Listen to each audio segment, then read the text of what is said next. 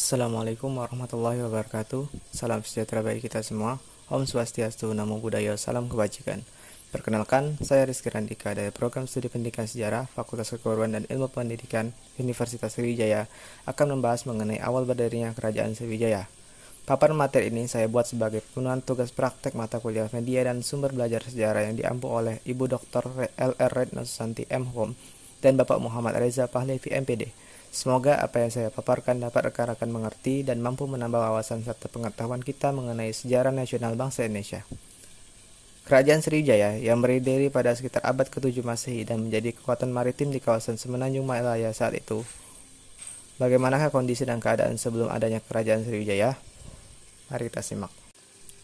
Jadi, sebelum adanya Kerajaan Sriwijaya yang menguasai pesisir timur Sumatera dan Sumatera bagian selatan, sudah terdapat dua kerajaan yang menguasai wilayah tersebut sebelumnya. Kerajaan tersebut adalah Kerajaan Koying dan Kerajaan Kantoli atau Kandali. Kerajaan Koying menurut Sartono muncul sekitar abad ke-3 Masehi. Bukti keberadaan adalah sumber-sumber dari Cina yang dibuat oleh Kuang Tai dan Wang Chen yang ditulis oleh Tuyu pada tahun 375 Masehi. Sedangkan sumber lain dari India dan Funan diketahui Koying yang telah aktif melakukan perdagangan di barat dan selatan Sumatera dan penduduk Koying menghasilkan mutiara, batu giok, batu kristal, dan pinang. Kemudian Kerajaan Kantoli atau Kandali yang diketahui dari sumber Cina pada masa pemerintahan Kaisar Xiaohu yang memerintah tahun 459 hingga 464 Masehi yang diceritakan bahwa Kandali mengirimkan seorang utusan ke Cina yang bernama Taruda. Selain itu, Kandali juga mengirimkan utusannya ke Cina pada tahun 502, 519, dan 520.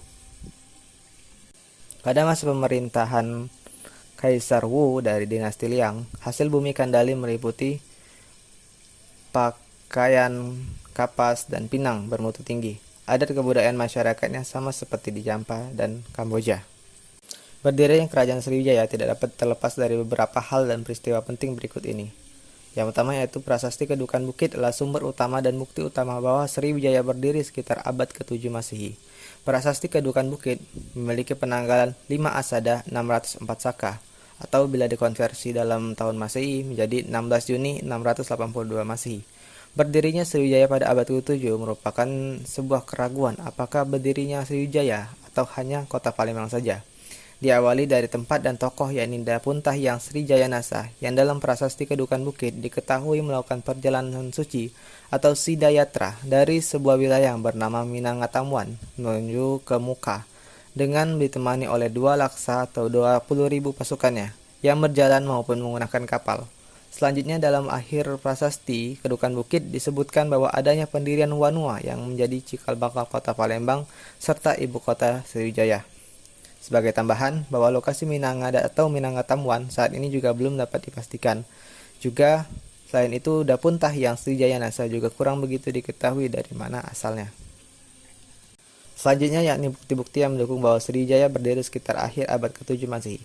Yang pertama yang juga sering jadi rujukan setelah bahan kajian adalah catatan seorang pendeta agama Buddha dari Cina yang bernama Itzing. Dalam catatannya, Itzing mendeskripsikan tempat yang ia singgahi pada tahun 671 Masehi saat dalam perjalanannya ke Nalanda, India. Itzing menyebut nama tempat tersebut sebagai Silofosi. Selanjutnya, pada singgahannya yang kedua di Sriwijaya, pada tahun 685 Masehi, Itzing menyebut bahwa negeri Melayu atau Molayu sekarang sudah menjadi bagian dari Sriwijaya atau Silofosi. Catatan tersebut juga menjadi sebuah bahan kajian apakah Sriwijaya sudah ada sebelum prasasti Kedukan Bukit dibuat. Dua bukti selanjutnya yang saling berkaitan yaitu prasasti Karangberahi dan prasasti Kota Kapur. Dua prasasti tersebut diperkirakan berasal dari masa dan waktu yang sama. Isi dari kedua prasasti tersebut juga mirip, yakni mengenai kutukan bagi siapapun yang tidak tunduk kepada Sriwijaya, doa dan berkat bagi yang melakukan kewajikan, serta informasi mengenai pasukan Sriwijaya yang berusaha menaklukkan bumi Jawa.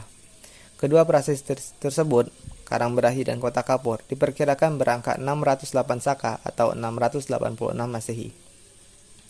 Baiklah, setelah pemaparan beberapa materi mengenai awal berdirinya Kerajaan Sriwijaya tadi, rekan-rekan dapat membaca dan mencari informasi lebih detail dan lebih jelas melalui link yang saya berikan pada slide ini, yang dapat memudahkan rekan-rekan sekalian hanya dengan men-scan barcode-nya. Terima kasih atas perhatiannya. Sampai jumpa di lain kesempatan. Wassalamualaikum warahmatullahi wabarakatuh.